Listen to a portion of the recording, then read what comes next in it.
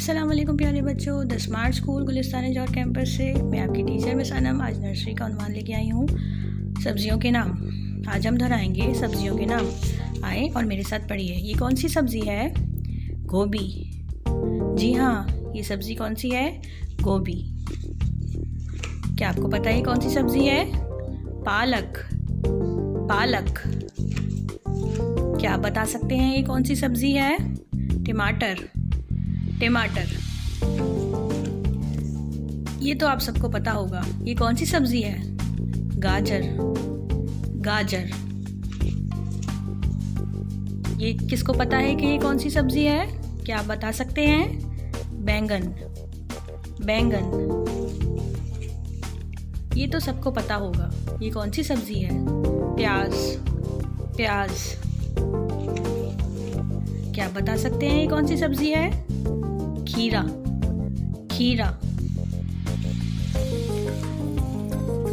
ये तो सबको पसंद होता है। ये कौन सी सब्जी है? आलू। आलू।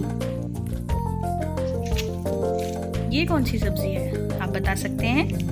हरी मिर्च। लाल मिर्च। हरी मिर्च। लाल मिर्च।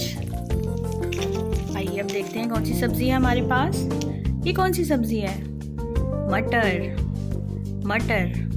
क्या नाम है सब्जी का? मटर। आइए दोहराते हैं। मटर, हरी मिर्च, लाल मिर्च, आलू,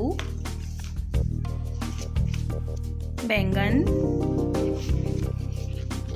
पालक, खीरा, प्याज, गोभी, गाजर, टमाटर।